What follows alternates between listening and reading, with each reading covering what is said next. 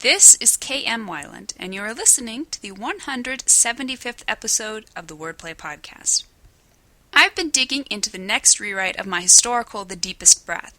I've been putting it off for a while, both to let other projects wind down and to sort of catch my second wind for another go at it. I took the time to chart the arc of every scene, both to identify characters' goals and the conflict impeding them from achieving those goals too easily. It was totally worth it. It helped me spot some weak points that were niggling at me without really telling me what was wrong. And another thing I did was to go over my big reveals, the moments in which crucial information was revealed both to the characters and the readers.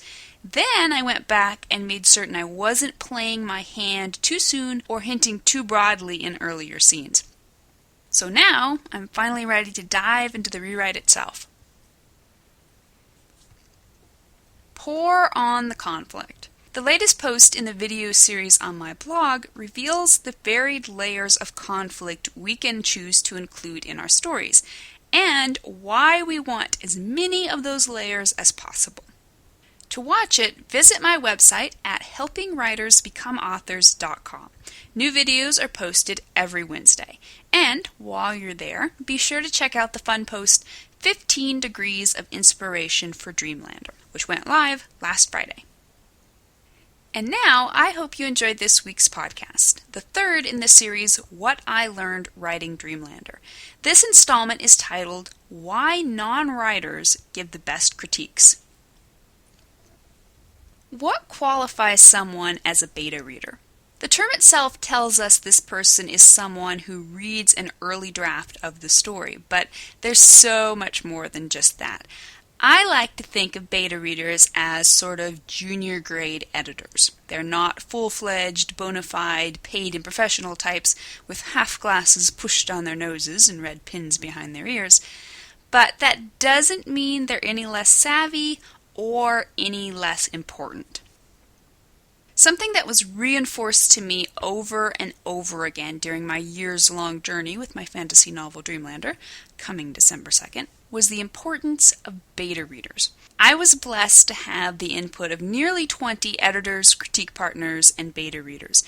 They educated, encouraged, occasionally humbled, and always helped me. Without them, the book would never have made it past the pile of pages stage. Most of my beta readers are writers in their own right.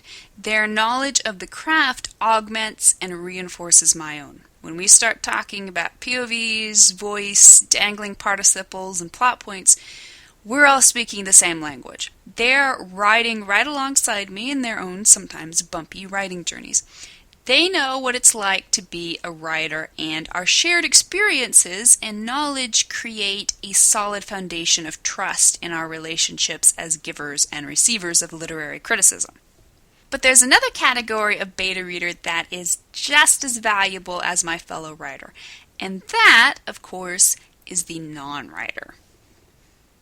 Non-writers can't bring technical knowledge of the craft to the table, but they bring something else, their objective experience as readers.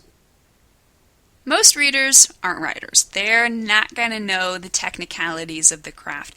They may not even recognize or care about some of the gaffes that would have our fellow writers gasping in horror.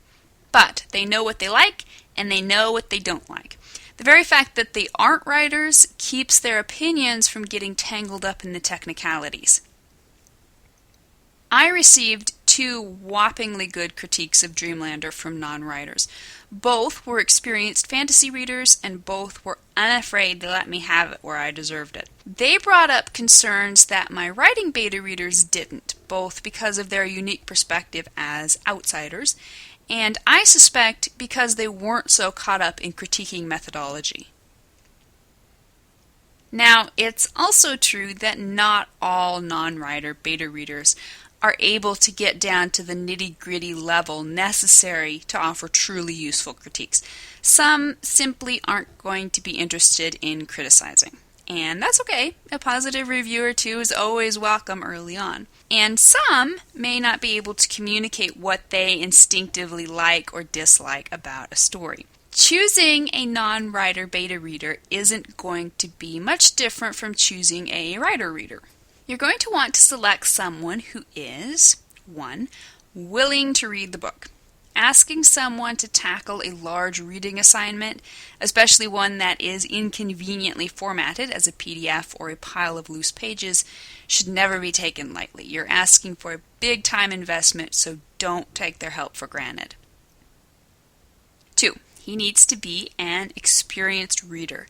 Someone who likes you but doesn't like to read may enjoy your book, or not, but he's unlikely to be able to give you the kind of qualified feedback you need to improve your work.